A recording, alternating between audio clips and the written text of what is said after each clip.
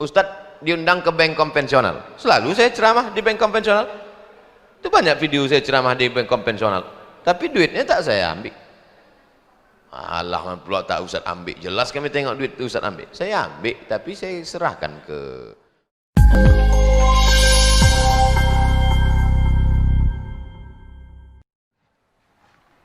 Bismillahirrahmanirrahim. Assalamualaikum warahmatullahi wabarakatuh.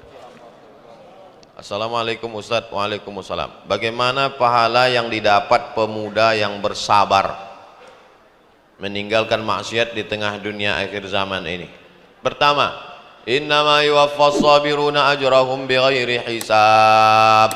Orang yang sabar itu dapat pahalanya bighairi hisab, tak bisa dihitung, unlimited. Tapi itu kan sabar ketika anak meninggal, sabar ketika rugi, sabar ketika ditipu orang. Itu sabar level paling bawah. Sabar yang paling tinggi adalah sabar menahan diri dari maksiat. Anak muda ganteng, kekar, berotot, diajak pacaran tak mau. Oh, itu yang hebat. Cuman masalahnya itu cuma ada di sinetron-sinetron religi waktu Ramadan aja. Itu yang pertama. Yang kedua, sab'atun yudhilluhumullahu fi dhillihi yawma la dhilla illa dhilluh. 7 golongan yang dapat naungan pada padang mahsyar. Waktu itu tak ada tempat naungan kecuali Allah. Di antara yang dapat naungan itu adalah syabun nasha'a fi ibadatillah, anak muda yang beribadah kepada Allah. Maka saya bangga subuh ini banyak saya tengok anak-anak muda. Yang tua tak usah kita ceramahi lagi. Memang udah masanya lah. Masanya beramal soleh. Kapan lagi? 3. La tazalu qadama 'abdin yaumal qiyamah. Nanti pada hari kiamat kaki manusia ini tak bergeser sampai ditanya. La tus'alunna yauma idzin 'anin na'im. Dia akan disoal, akan ditanya. Di antara pertanyaan yang ditujukan kepada kita adalah an syababihi fima ablah. Masa muda kemana saja kau pakaikan? Masa muda kau kemana aja? Pengajian dengan Ustaz Somad. Kemana lagi? Pengajian di Ar-Rahman dengan Ustaz Dr. Muhardi Muhammad Saleh. Di mana lagi? Pengajian online webinar. Di mana lagi? Pengajian di YouTube. Pengajian. Yang keempat tentang Ashabul Kahfi. Fityatun amanu bi rabbihim wa zidnahum huda. Mereka adalah anak-anak muda yang beriman kepada Allah. Zidnahum huda. Maka kami tambah-tambah hidayahnya. Ternyata hidayah itu bisa bertambah. Ditambah. Zidnahum huda. Anak-anak muda ini kami tambah hidayahnya, kata Allah Subhanahu wa ta'ala. Mudah-mudahan anak-anak muda Pekanbaru ini diselamatkan Allah dari narkoba, diselamatkan Allah dari sabu-sabu, diselamatkan Allah dari seks bebas, diselamatkan dari LGBT. Baru-baru ini ada aplikasi coins yang menghasilkan uang.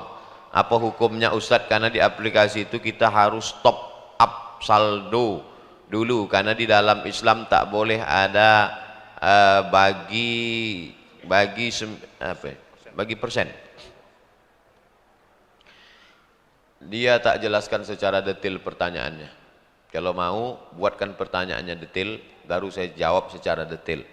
Tapi secara umum, karena jawab pertanyaannya umum, saya jawab umum. Selama transaksi itu bebas dari pertama gharar gambling, tak boleh ada gambling, judi.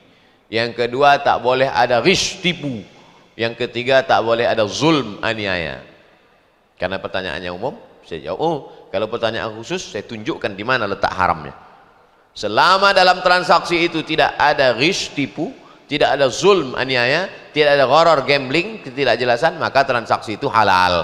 Duit yang diperoleh untungnya halal. Tapi kalau ada salah satu dari 3 unsur ini, atau ada 2, atau ada 3-tiganya, maka haram. Syarat masuk surga tadi, man akala thayyiban, makanannya mesti baik. Makanan yang tak baik, dapat duit haram, diberikan sepiring lontong sayur, berubah menjadi setetes darah, masuk dia ke takai jantung, dari jantung menyembur dia ke otak, isi otak hitam otak ini gara-gara makan haram. Kalau sudah otak jahat, mata jahat, telinga jahat, kaki jahat. Anak aku ini bukan main jahat Pak Ustaz. Itulah makan haram. Awak aja makan baik kadang-kadang jahat. Tetangga saya suami istri kerja di bank konvensional. sering mengasih kami makanan, padahal uangnya duit riba. Kalau dibuang kan mubazir. Jadi macam mana Pak Ustadz? Nama kitabnya Fatawa Mu'asirah. Nama penulisnya Syekh Yusuf Al-Qaradawi. Bukunya sudah diterjemah ke bahasa Indonesia, Gema Insani Press. Judulnya Fatwa-Fatwa Kontemporer.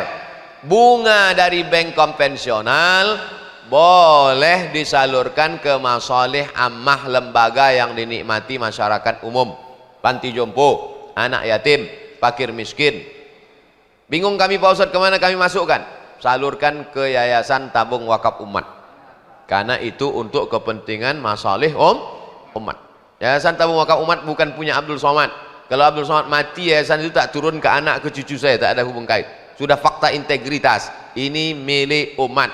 Pengurusnya dipakai ramai 35 orang yang terdiri dari 4 unsur. Unsur alumni Azhar Mesir, unsur alumni UIN Suska Angkatan 96 kawan-kawan saya kuliah, unsur jamaah, dan unsur tim UAS. 4 unsur. Banyak yang komplain, kenapa yayasan ini terlalu gemuk? Karena kalau gemuk ini payah bergerak. Saya bilang ada yayasan yang terlalu kurus, saking kencangnya habis yayasan itu dilarikannya. Memang sengaja kita buat gemuk biar supaya orang susah mau membuat haram. Nah itu. Oleh sebab itu salurkan ke lembaga. Kalau dikasihnya dalam bentuk makanan, Pak Ustadz macam mana? Serahkan ke panti jompo, panti yatim. Kan banyak panti yatim di Pekanbaru. Antarkan kalau dikasih. Ustadz diundang ke bank konvensional. Selalu saya ceramah di bank konvensional. Itu banyak video saya ceramah di bank konvensional. Tapi duitnya tak saya ambil. Allah pula tak Ustaz ambil, jelas kami tengok duit Ustaz ambil. Saya ambil, tapi saya serahkan ke masjid. Tak pernah, dari awal dulu, bukan sejak viralnya aja. Alah, itu kan sejak viral dulu-dulu, dari dulu-dulu. Awal saya pulang 2004 sini, asal dapat duit tuh, saya buat satu plastik dari bank konvensional, ditumpuk banyak. Habis itu saya serahkan, masukkan ke amplop, bagi masjid. Tak pernah saya ambil. Roti itu saya ambil, saya bawa pulang. Saya bawa dulu cerita lama nih, ceramahlah saya di bank konvensional. Sekarang ini jarang bank konvensional ngundang, mungkin sakit hati orang tuh saya bilang haram-haram. Dulu waktu masih belum apa kali, dikasihnya lah kue kotak hari Senin. Waktu itu saya ceramahnya sore jam 5. Ustadz nggak minum? Nah, aku puasa aku. Terus sampai lampu merah depan Masjid Ar-Rahman. Maksud saya kue kotak ini mau saya kasihkan ke anak-anak yang jual itu. Tak ada anak-anak sore itu. Macam tahu dia saya bawa kue haram nih. Tak ada. Habis itu saya lanjutkan. Saya masuk saya jalan flyover belok kiri apa? Enggak, terus ada Harapan Raya. Masuk Harapan Raya terus masuk jalan ini masjid. Saya pun ceramah situ. Ceramah maghrib sampai ke Isya, habis Isya tanya jawab minum. Maksud saya pulang saya mau makan kerang rebus di jalan Nangka. Pas mau belok nampak saya lah tukang jual kuaci, maaf buta, pas di depan tempat jual kerang rebus tuh. Saya tanya dia, Bapak udah berapa lama jualan? Dari pagi tadi, kata dia. Berapa banyak kuaci ini laku? Adalah. Di mana tinggal? Di Jalan Paus. Ada yang ngantar? Tidak ada. Dari tempat jual kerang rebus itu ke Paus kan jauh lagi. Saya bilang masuklah ke dalam. Saya antarlah dia ke Jalan Paus, ke tempat kos dia. Di situ ada banyak orang tunanetra, ada pijit refleksi segala macam. Saya kasihkanlah kue tadi ke dia. Tak Islam dia. Rupanya kue tadi memang jatah dia lah itu. Ada nama dia tertulis di kue itu. Nah, itu. Jadi saya renung kemana lah jatuh kue ini nanti. Rupanya ke dia. Nah, bayangkan tuh, perjalanan kue itu. Saya dan suami berniat ingin mendaftar haji, tapi uang kami kurang sekitar 25 juta. Sudah kami coba pinjam ke abang dan ke kakak agar bisa cukup, tapi belum bisa. Apa bisa kami ikut talangan haji yang dibuat oleh bank? Datanglah kita ke bank konvensional. Assalamualaikum, selamat pagi gitu. Mana mau dia waalaikumsalam? Selamat pagi gitu dia. Saya ini mau beli mobil, dikasihnya kita duit. Kalau kita pinjam duit, bayar duit berlebih. Pinjam 100 juta, bayar 120, riba namanya. Disitulah letak ribanya. Duit sama duit berlebih, riba. Masuk kita ke bank syariah. Assalamualaikum bank syariah. Waalaikumsalam Bapak gitu. Aku mau beli mobil, mau pinjam duit 100 juta. Enggak bisa. Uang dengan uang riba. Kenapa di bank syariah itu bisa menjadi halal? Bapak untuk apa duit 100 juta? Untuk beli mobil. Mana dialernya? Ini. Bank syariah membeli mobil tuh ke dialer. Bank syariah membeli mobil tuh ke dialer. Sekarang mobil punya siapa? Punya bank syariah lah. Mobil itu punya bank syariah. Lalu kemudian bank syariah menjual mobil itu ke saya secara cicil. Boleh apa tak boleh? Akadnya adalah jual beli. Itulah yang disebut dengan murabahah. Murabahah artinya permodalan dapat untung. Siapa yang mengasih saya modal beli mobil tadi? Bank memodal, bank membeli mobil, maka sebetulnya bank dapat untung dari akad tijaroh. Tijaroh itu dagang, menggale bank itu jual beli dia. Jelas? Nah, sekarang kalau mau berangkat haji, akad apa yang mau dipakai? Hah? Kalau tadi kan jelas. Mobil itu dibeli, sekarang mobil itu punya bank, lalu saya membeli mobil. Kalau mau berangkat haji, akad apa yang mau dipakai? Kalau duit sama duit bertambah maka riba. Menabung aja. Tapi Pak Ustadz, kalau menabung ini kapan berangkatnya? Nabung cukup setor, bayar, berangkat. Tak berangkat pahalanya udah dapat. Sebetulnya kita ini mau haji atau mau foto-foto, biar supaya orang tahu kita sudah haji. Berapa banyak orang tak haji dapat pahala haji, berapa banyak orang haji berkali-kali tak haji. Nah, oleh sebab itu mudah-mudahan kita haji dan dapat pahala haji. Amin.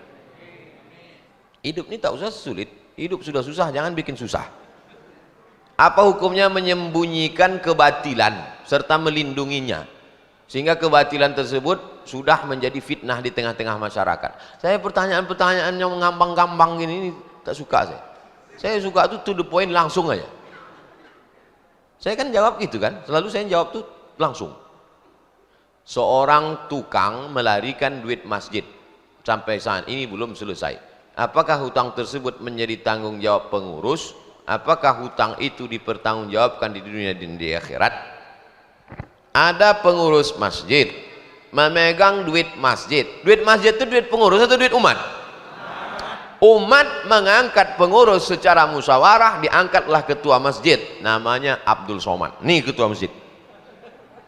Lalu Abdul Somad beserta jajarannya mau memplester masjid Ibadur Rahman Jalan Sukakarya. Maka saya mengangkat tukang. Maka saya angkat tukang, saya buat perjanjian hitam di atas putih, MOU. Bahwa tukang akan menyelesaikan bangunannya ini, duit yang disetor sekian akan selesai dalam sekian hari. Kalau tidak, maka kau tukang ku penjara, kan kau ke dalam penjara. Mesti jelas MOU-nya. Maka ketika tidak terwujud, siapa bertanggung jawab? Jelas, penjara kanlah bersama kalau tak selesai bangunan. Oleh sebab itu maka wa amruhum syura bainahum. Orang beriman itu bermusyawarah dalam memutuskan suatu perkara. Ini masalah amanah umat oleh jamaah. Makanya kalau ada pengurus minjam duit, Ustaz Somad, ya ini ada jamaah minjam duit. Itu bukan duit kita, saya bilang. Duit masjid itu duit umat. Saya diangkat jadi ketua masjid, maka kuasa saya.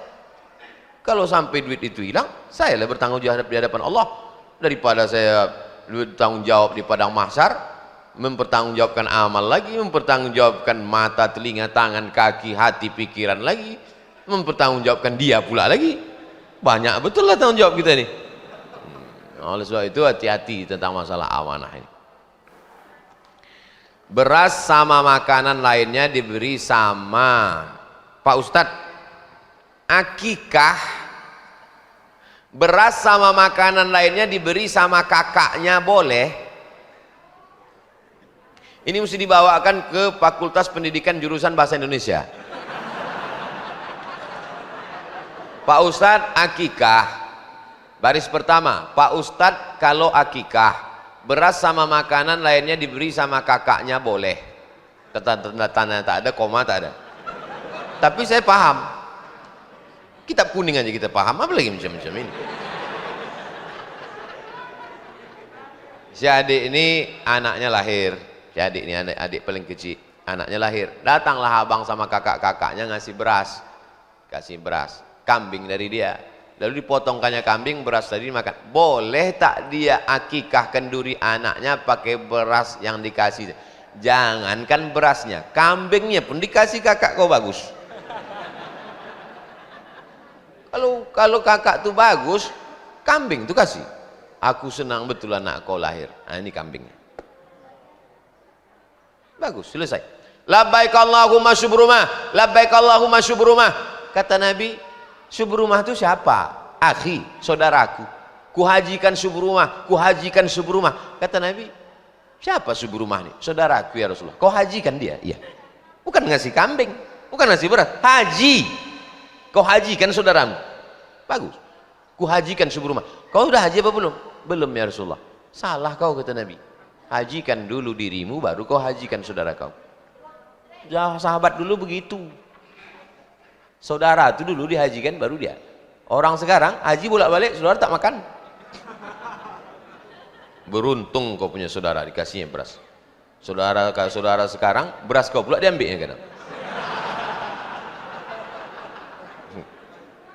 Bagaimana pendapat tentang sholat subuh di masjid lain tapi pengajian di sini? Apakah bisa ikut Isra' Pak Ustadz?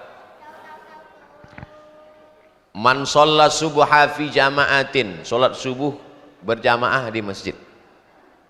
Summa menunjukkan dia tidak melakukan aktivitas lain. Sholat subuh di masjid Hijratus Sabirin, sholat subuh di masjid Hijratus Sabirin. Summa kemudian yadhkurullah, berzikir dia dengan Allah. Majelis kita ini majelis zikir, karena yang kita kaji hadis, tak ada cerita lain. Bahwa ada yang tersenyum ketawa, bukan saya nyuruh, kalian sendiri. Summa kemudian dia duduk berzikir dengan Allah hatta tatlu'as syam, sampai terbit matahari. Summa kemudian langsung menunjukkan di situ langsung yusolli rakaatain.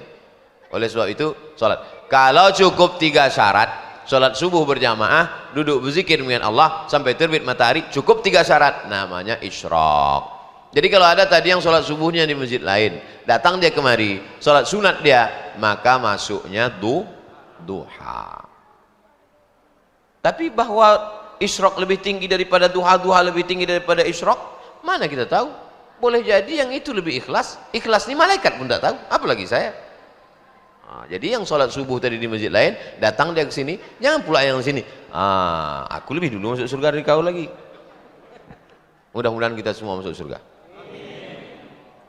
Ustadz, saya punya seorang nenek yang umur 95 tahun. Jadi di masa kecilnya dia sudah termasukkan jin oleh orang tuanya. Jadi di hari tuanya perilakunya tak seperti sering berjalan berkilo-kilometer tanpa lelah. Kadang-kadang memakan rumput. Jadi seandainya kami Allah berkehendak umpamanya meninggal dunia, apakah itu suatu dosa bagi anak cucunya? Jinnya ini mesti dikeluarkan. Jadi zaman dulu nenek moyang kita ini kan berkawan sama jin. Ada itu dalam surat Al-Jin juz 29. Fariqum minal insi ya'udzuna birijalib minal jinni. Sekelompok manusia ini ada yang berkawan sama jin. Ada dalam juz 29 surat Al-Jin. Fazaduhum rahaqa. Jadi nenek moyang kita dulu sebelum Islam datang berkawan sama jin. waktu ayahnya mati, jin itu hidup karena umur jin ini panjang. Jin itu umurnya panjang, dia bukan kena diabetes, tak ada, jantung koroner tak ada, covid pun tak mempan. Jadi jin umur panjang.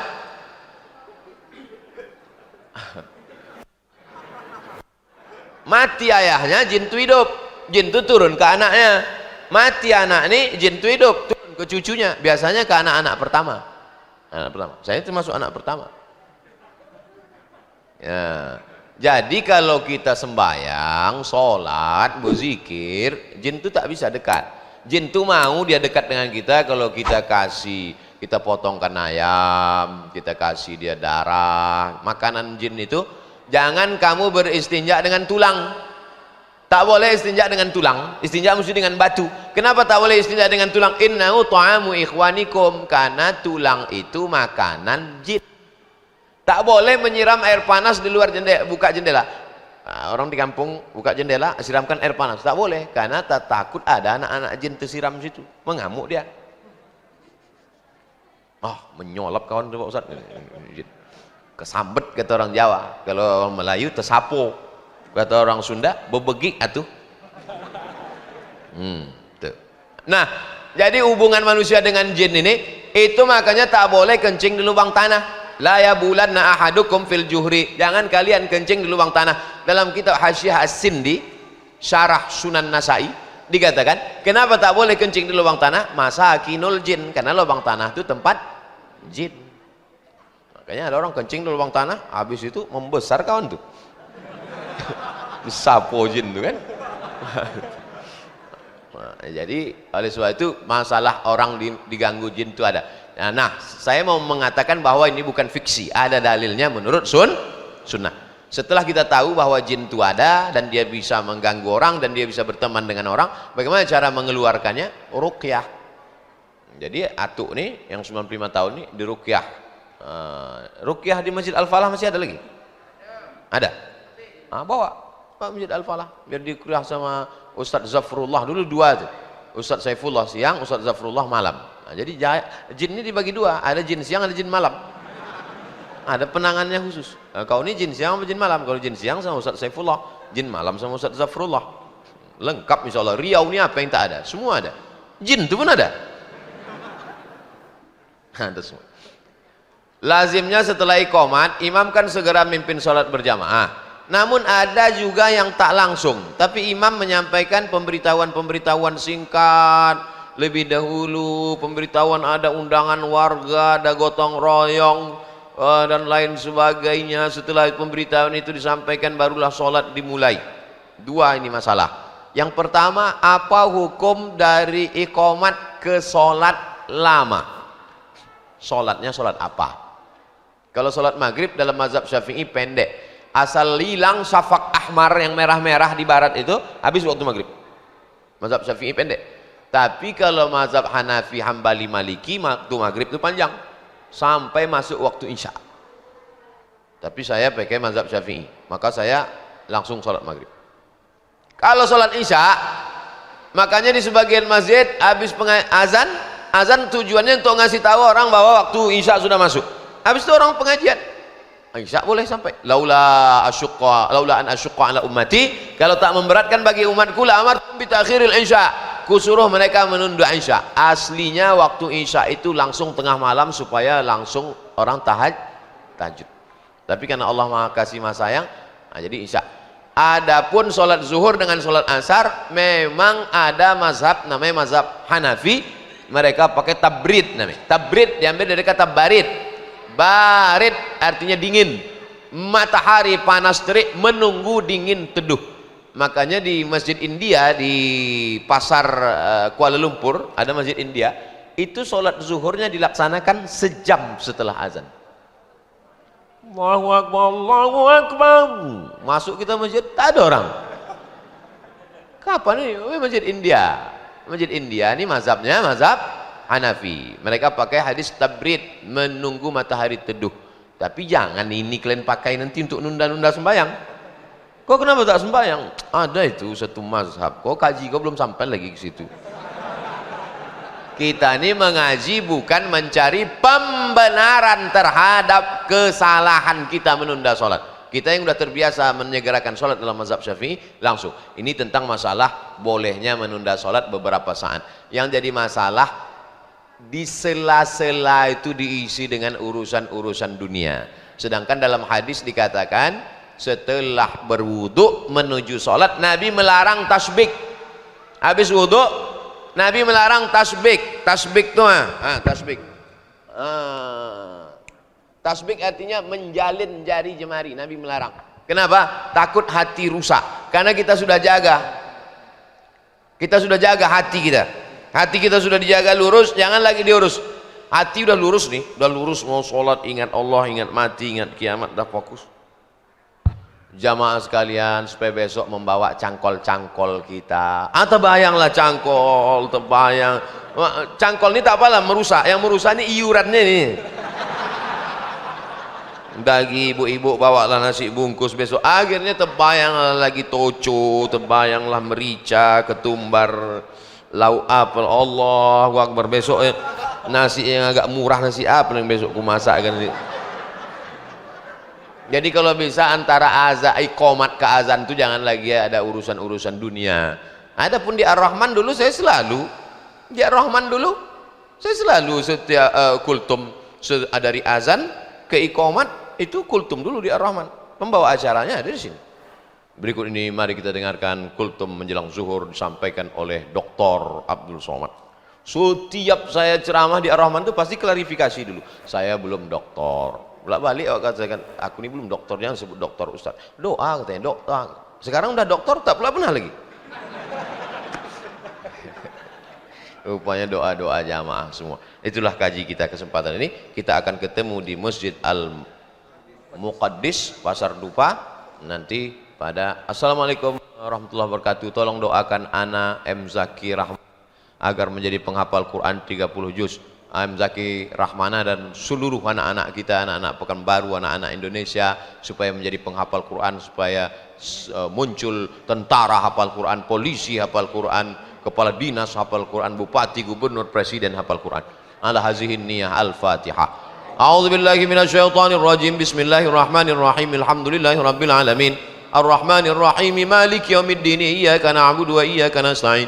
Ihdinas siratal mustaqim. Siratal ladzina an'amta 'alaihim ghairil maghdubi 'alaihim waladdallin. Amin. Allahumma salli ala sayyidina Muhammad wa ala ali sayyidina Muhammad. Allahumma inna natawassalu ilaika bihaqqi nabiyyika Muhammad sallallahu alaihi wasallam.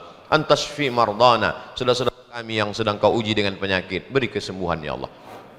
Wa tarham mautana. Saudara kami yang sudah meninggal dunia, lapangkan kuburnya ya Allah. Wa tuballigh maqasidana. Segala maksud niat baik kami sampaikanlah dengan mudah ya Allah. Wa taghfir lana ma madha. Segala dosa silap salah kami ampunkan, tutupi supaya kami selamat dunia akhirat ya Allah. Allahumma ja'al abna'ana wa banatina minas salihin was salihat. Jadikan anak-anak kami anak-anak soleh solihah. Min huffazil Quran wal hafizat, menjadi penghafal Quran. Wahfazhum min kulli su' wa syar. Jaga mereka dari segala perbuatan maksiat dan dosa ya Allah. Allahumma rfa'an al-ghala wal waba wal fahsya wal riba wal zina wal munkar. Angkatlah malapetaka, bencana, musibah, bil khusus wabah COVID-19 ini dari negeri kami ya Allah. Allahumma khtim lana bi husnil khatimah wa la takhtim alaina bi su'il khatimah. Allahumma rzuqnal istiqamata ala syariatil gharra wa tariqatil bayda. Berikan kami istiqamah menjalani hidup ini ya Allah.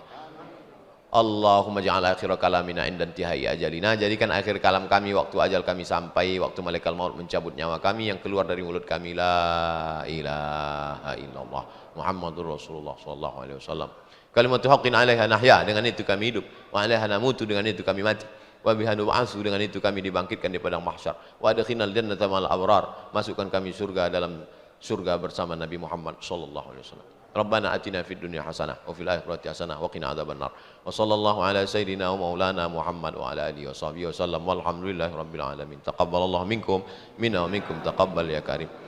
Saya bukan angkuh, bukan sombong, bukan tak ada niat lain, hanya menjaga protokol Covid ini supaya jangan jadi fitnah. Apalagi Pekanbaru ini sekarang jadi sorotan orang.